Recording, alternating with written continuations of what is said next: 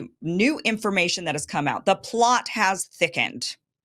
More evidence that there were others involved, I think, is what this evidence shows. Now, there is still no direct evidence of somebody else being involved in the assassination attempt on Donald Trump, but when everything just points in a single direction, you kind of have to go in that direction. It's better to not just ignore it, avoid it, and walk in the opposite direction, which is, of course, what they always want to do whenever there's this type of stuff comes out and things aren't adding up, right? Don't believe your lying eyes and your ears, and just don't think. How about that? Just don't think, you silly American, you. Let the elites do all the thinking. Well, Thomas Crooks was found to have a transmitter. This is a transmitter device that you could see this here. It was found, see that gray kind of remote control. That is a transmitter device that's laying next to a cell phone. He was found to have this. Now, what is a transmitter device? From my understanding, and we'll have an expert break it down here in a little bit, but the transmitter is a device that then it transmits to a receiver. The receiver then would tell an explosive to blow up, right? To activate. So they then found not just this receiver, but also explosives in his car is what the reports are. Let's look at this Fox News report here. So they said shooter had explosives in the car. They had bomb-making materials at home, is what they're trying to claim here.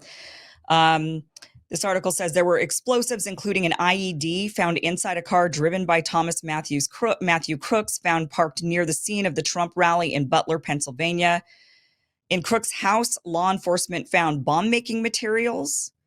The sources could not immediately say whether the materials found at the home rose to the level of explosive devices at this stage in the investigation. So it's kind of like, an arsonist. Well, we found materials at his home for arson. And what did they find? They find like a cigarette lighter, right? So they can't tell. We found explosive devices. So I don't know what type of materials that is. It could be something maybe obviously meant for making explosives, or maybe something not as obvious, but it's just parts that could make an explosive. I mean, it's just hard to know. We don't know yet. That's the point. They haven't told us the information. Now, the Wall Street Journal first reported citing that people briefed on the investigation that law enforcement discovered the car driven by Crooks parked near the rally. And then they dispatched bomb technicians after the police received multiple reports of series of suspicious packages near where the shooter was located. And they said that investigators remained at the scene well into the night to make sure it was clear, and also conducted a search of Crooks' home and spoke with his family. Law enforcement officials told the Associated Press that bomb-making materials were found inside of Crooks' vehicle, and bomb-making materials were also found in his home. The two officials were not authorized to speak publicly and spoke to the AP on condition of anonymity. Okay, so we found a lot of explosive devices, and now we've got a transmitter. This kid was 20 years old. Did he know anything about bomb making? Here is Matt Torito. He is on TikTok. He did this TikTok breakdown. He is a former Green Beret.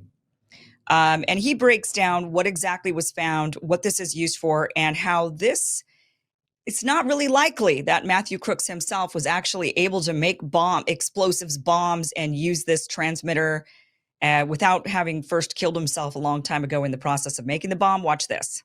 Things just got more weird for the President Trump assassination attempt. Right down here below is a transmitter, and we're about to talk about why that is a huge flippin' deal. For those that don't know, my name is Matt Torrio. I'm a retired Green Beret and prior law enforcement officer, and I happen to be an explosives expert on top of all that. So what does that transmitter have to do with the explosives found inside the vehicle, and what does it tell us about the suspect? So obviously he presses a series of buttons on the transmitter, which then goes towards the receiver. It then sends out an electrical impulse, which then runs through the charge and detonates it. Now that electrical impulse that's sent out by the receiver, or in this case, we're gonna call it the switch, is not enough to set off the main charge. That, my friends, is why electric blasting caps exist. Now, if that's the case, and he actually had his explosive devices rigged up to an electric blasting cap, he could have acquired them one of two ways. The first way is he could have made them. Precursors are readily available at numerous places here inside of the United States, and truthfully, I've even had them sent to my front door off of Amazon. Now, he could have taken those precursors and mixed his own explosives out of it and made his own electric blasting cap. Only problem is, in order to do that, it requires a very precise formula, and it's highly volatile when you're making and drying it. Then he would have to pack the cap without blowing himself up, and so on and so forth. Manufactured caps are very closely tracked, so I highly doubt he got his hands on one of those. Now, the suspect is 20 years old, and last I checked, he does not exactly have an extensive background in chemistry. He'd also have to have a location to dry out the explosives after he manufactured them. And by the way, I want you to picture like a Breaking Bad laboratory. It doesn't have to be that extensive, but a lot of the same materials you see used in Breaking Bad to manufacture the meth is the same thing that he would be using in order to manufacture the explosives. It's chemistry. His parents would have seen that, they would have smelt it, they would have noticed. He lives at home, so he'd have to have a storage facility or somewhere else in order to make it. But again, it goes back into how the hell did the kid not blow himself up doing it, because the temperatures have to be very exact, and if it gets too hot, you can freaking cause a whole thing to detonate right there on the spot. A lot of people are speculating and saying that because he doesn't have a social media profile, it's kind of weird. But I want you to look at it from a foreign actor's perspective. If you are going to be training somebody and giving them the means in order to do what this gentleman did, would you want them to have a social media platform? The answer is no, because all they have to do is make one dumbass comment and the whole thing is going to get tipped off to law enforcement. So you would want to recruit somebody like him who has been picked on in school, likely has a couple mental issues, but also has no real social media presence, and likely gets his interactions online through different platforms like, I don't know, say 4chan or Reddit. Once they've got him recruited, then they just need to talk to him. Once they're talking to him, either through, emails, private messaging, whatever, right? There's a million different ways to do it. They don't even have to meet up with the guy. They can just give him a series of tasks, and then once he completes those tasks and they know he's good to go, then they can start dead dropping him the different things that he needed in order to conduct this attack. This whole thing looks shady as hell. Yeah, it really, really does. And that was my theory yesterday on the show, where I said I think that maybe he got in contact with people.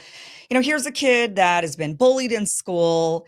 He wants to be a marksman, clearly. He tries to join the high school rifle team, and they'd reject him because he's a terrible shot. And so then he goes, and I'm sure he goes and practices and links and looks on forums on how to improve his shot, how to improve his aim, how to improve his precision and whatnot, and then ends up linking up with people online. They figure, oh, here's a great candidate for somebody to pull off our scheme. And the next thing you know, he's entangled into this mess, into this, he lost his life. This is, look, rightfully, I suppose, if you're going to try to assassinate a president, you could expect the outcome. He seemed, though, to indicate that he thought he would get away with it, or who knows what he thought he was really doing. He took a day off work. Now we're finding out some more information. He took a day off work.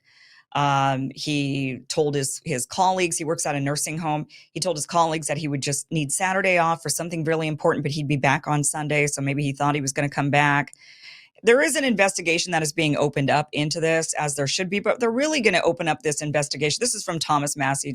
He announced that they're going to be investigating. DHS Inspector General Joseph Kafari is a very capable and conscientious public servant. I'm confident he will leave no stone unturned in diagnosing the failures of the Secret Service on July 13th. Congress should also hold hearings immediately.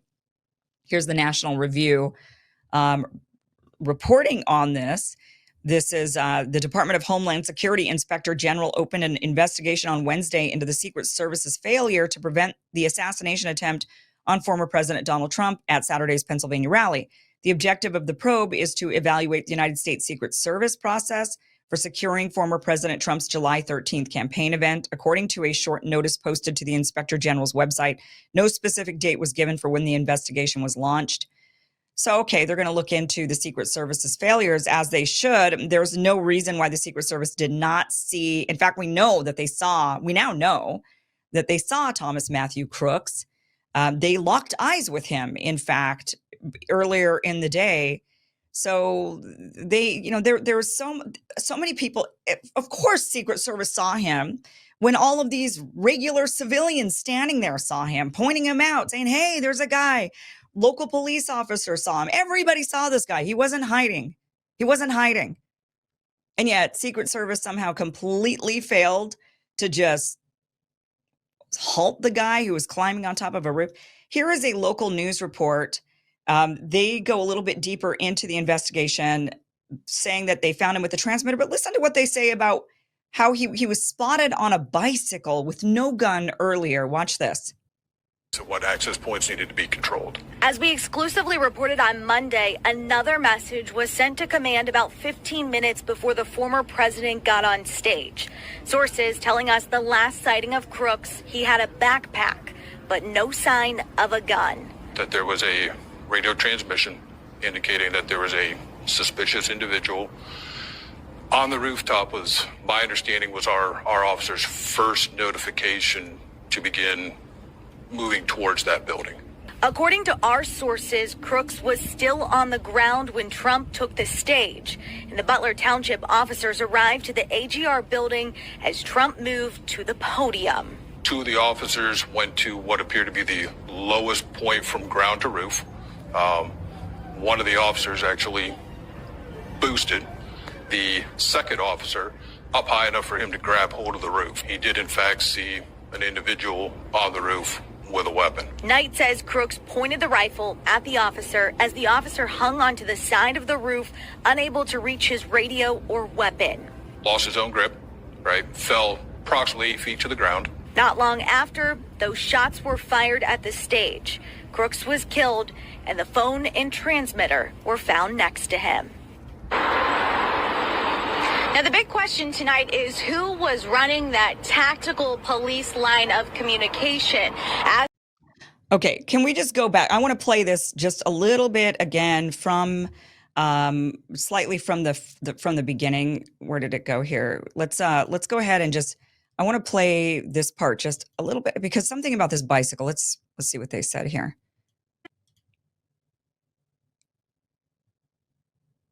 Sources telling us the last sighting of Crooks, he had a backpack, but no sign of a gun. That there was a radio.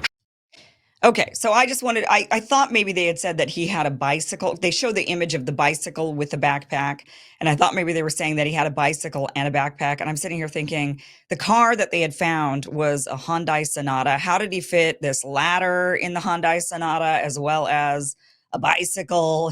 It's just like things were starting to sound kind of stupid. But they did find a backpack. He was spotted earlier with no gun. So people had seen him. In that local news report, they were talking to local law enforcement. What had happened was a police officer, they were looking on the roof of the building where Matthew Crooks was. A cop got a boost. The cop then peeked up above. He had his both hands on the edge of the building, and he looks over and he sees Matthew Crooks, and Matthew sees him and aims at his rifle at him. And because that cop didn't have, he's holding on with both hands, he couldn't radio anybody. He couldn't pull his own weapon to defend himself. So he dropped down, hurt himself. He did get injured. He fell about 8 feet, was injured. And then both him and the partner that boosted him started radioing on what he says was a shared channel, so everybody would have heard it. When the person interviewing him asked, well, how long before the shooting to Trump, the shooting on Trump, how long before was that moment? And he said he couldn't really say. Of course he could say. Of course they must know that information. It's not like, they know the timestamp of the radioing to everybody on that secure channel that they were all sharing. They know when that time was, and they know exactly the time that Trump was shot at. But he says, well, I don't have, maybe he doesn't have that information, but I'm sure investigators do. So you've got, this kid has been spotted everywhere. You've also got, we actually have this video of him walking around. We have this video that's out there. Here it is. So this is him spotted. So somebody had even, there he was just walking around right outside the perimeter gate. Just nonchalantly by a building. If you were Secret Service, wouldn't you see that guy and think, oh, there's people that are able to be over on the other side of the fence that we have determined is our perimeter, and we're not going to look beyond that fence, is what Secret Service is trying to say, is that, well, it was outside of our perimeter. What?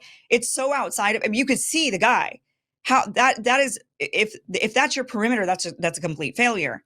Because you could see the building, bystanders could see him, bystanders who were at that rally could see him on the roof, they could see him on the other side of the fence, they videotaped him, they photographed him. That doesn't seem like just incompetence. That seems deliberate. How could you have not secured that part of the area as well, especially with rooftops right there, aimed right at? It's just so easy to aim right at Trump, obviously, right? Here's another report CNN did. It turns out that not only did all of these bystanders see Matthew Thomas Crooks, but even the snipers themselves, the Secret Service snipers, actually locked eyes with the kid. Watch this. Transmission indicating that there was a... Aaron, there's been some developments as the investigation has progressed. You know, what the investigators are telling us is, as far as a motive, a manifesto, the reasoning behind this, the suspect is still a blank slate. But what they have developed is a lot of the background about what happened that day. They know that he went to his employer at the nursing home where he works as a dietary specialist before this and said, I need Saturday off. I have something important to do. But he told his coworkers, I'll see you on Sunday. So he changed his days off, presumably for this. We also understand that when he got to the fairgrounds where this rally was being held for Donald Trump, the first thing that puts him on the radar of security people is near the magnetometer area where they're screening people in. He's carrying in his hand a rangefinder. It's a device that looks like a small pair of binoculars, but it's used by shooters to measure the distance when they're setting up a long-distance shot. Because he didn't have a weapon, that would not have prevented him to go through security, but they did flag, what does he have this in his hand for? At that point, they told people, keep an eye on this guy, but then he leaves the secure area, the staging area, and he doesn't turn up again for some time until the crowd says there's a guy crawling up the roof and it appears he has a rifle. There is an eerie moment in here, Aaron, where he's taking the rangefinder and he's looking through it at the counter sniper positions. And one of the counter sniper positions is looking at him through the scope. At this point, there's not a gun in the picture, as I understand it, but they're saying he's looking at us, looking at him. Then when people alert the police and they try to come up the ladder to get him, and he confronts them with the AR-15 gun, they dive for cover. And then a moment later, he opens fire. But a lot of this sounds very spread out. The end of it happens very quickly. The last piece is the search of the car. As we reported last night, 2 remote-controlled IEDs, remote-controlled bombs in the car. The remote control for those devices found on his person on the roof, according to sources. 3 fully loaded magazines with nearly 100 rounds, a bulletproof vest. So it raises the question, did he expect to escape from this? And if so, what was all that intended for? What was to happen next? Questions that are still open in the minds of these investigators. Yeah, lots of questions. First of all, we find out now that his parents were apparently worried and they'd called law enforcement 3 hours before the event. So his parents, and look, this is a 20-year-old, so he's not a minor. It's not like they could say, oh, our son ran away and he's young. They clearly felt like he was dangerous in some way. They're calling law enforcement. He had been gone for 3 hours, or they called 3 hours beforehand. They had contacted law enforcement because they felt like he was a danger. They must have. That's the only reason why they would call on a 20-year-old. He had requested the day off, and then was first noticed by people 3 hours before the event. Investigators believe that they're saying that they believe when they found the explosives in his car that he planned on blowing up his car as a distraction so he could assassinate Trump. But does that make sense to you? If there is a car that is just blown up, well, they're going to be rushing the president out of there. They're not going to be letting him stand there to continue. That would be the first protocol, I would imagine, from Secret Service. But then again, after what we just saw, you'd think that they would adhere to certain protocols that they're not. He had no prior knowledge of making explosives. Classmates say that the shooter hated Donald Trump. There was a Senate, so they kind of have been painting, they've been going around talking to his classmates and his parents, the fact that they called law enforcement 3 hours before. I mean, all of this kind of points towards a kind of the classic school shooter, bullied kid sort of, that they're painting that picture. some of the key points from a recent Senate briefing on him, they said that the shooter had actually visited the rally site days in advance to scope it out. Right. Of course, that kid did not just show up in his Hyundai Sonata with a ladder and a gun and think, all right, where can I get that? Where can I do this? How did he breach that area, even though Secret Service wasn't in charge of it? That area was being secured apparently by the local police department. How did he breach their perimeter? How did he get in there? He scoped it out a few days in advance. Maybe he even stored some of his stuff somewhere. Who knows? 62 minutes elapsed from the shooter's initial suspicious photo to the shooting. 20 minutes elapsed from being spotted by snipers to firing the shots. And FBI Director Wray said no known foreign nexus, no established motive. So they're not thinking that this was done by Iran. They're not thinking that this was or Ukraine. There's people out there that think that maybe this was Ukraine wanting to off Donald Trump because they know that when he gets into office, he's going to end that war. The shooter used encrypted communications, had little to no social media presence. I mean, there's just stuff is just not quite adding up, right? And then there's these suspicious videos that we're finding also at the rally. There was this woman, maybe you've seen this video, we're going to play it here, but a woman, strangely, here she is behind Trump. She's kind of making some strange, looking around, making some faces, kind of strange. And then when the shooting happens, she's one of the only ones in the crowd, not really moving. She kind of ducks down a bit and then she starts filming immediately. Everybody's like trying to figure out what the heck's going on and if they should run for cover. And she's just calmly filming. Now, we don't know anything about this woman. She could just be, one thing we've learned about social media is that it has created a brain disease in people. And when they should be doing things like running for cover or they should be paying attention, they're instead whipping out their phones to film because it's the TikTok era and everybody's trying to get that great shot for TikTok. I would like to see where her shot is. She was filming. So where is that? Where is that if she's putting it on social media? So just a lot of strange stuff that has gone on with this. There are a lot of theories about who was behind the Trump assassination attempt. Of course, the first thinking is, it's just the weird kid. The weird kid was the one who did it. He somehow went from being a high school flunky on the rifle team to getting a clear headshot of Donald Trump. And under pressure, after the cops had spotted him, and he's frantic, he somehow, even under that duress, was able to get a clear headshot of Donald Trump. And the only reason why he missed was because Trump just happened to turn his head at that right moment. Now, you can believe that that's just what happened. He is just exactly what they're painting him out to be, this bullied kid who hated Donald Trump, and he just decided to go prove himself. Maybe that's possible. The other theories that are circulating around, you kind of pick your poison, I suppose. One of them is that it's the deep state, right? That they had been trying to off Donald Trump in a variety, not by murdering him, but in every other way, from taking him off the ballot to impeachment trials twice to putting him in actual court, making him a convicted felon, that they've tried everything and anything they can to get rid of the guy to ensure he doesn't take back the White House. If you believe that he is Hitler, that he is going to ruin democracy, these people have done everything they possibly can to get rid of the guy. And the last attempt would be trying to kill him. So it could be the deep state, whoever you think that deep state is. Some are saying also they believe that it was Israel that did it. Now, that one is a little bit, Trump is super, super pro-Israel. So what would be their motivation for taking that shot? Well, some are saying that would have taken a true sharpshooter, would have known he turned his head, then they would have fired the shot just to nick him in the ear. And it would have caused him to surge in the polls and to clinch the win in the White House, which would make Israel very happy because he's the most pro-Israel president the United States has ever had.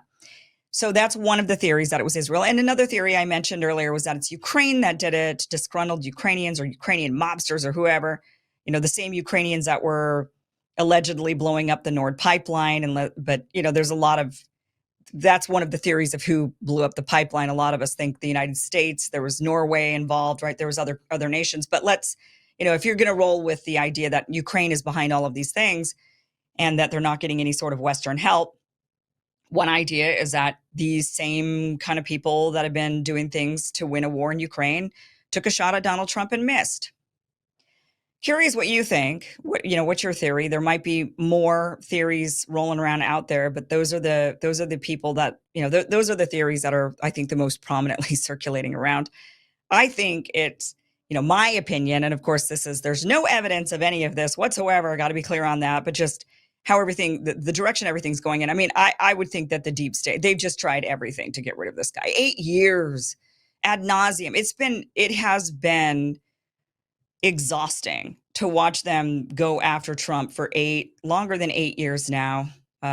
Just about, 8 years of just nonstop trying to get rid of the guy.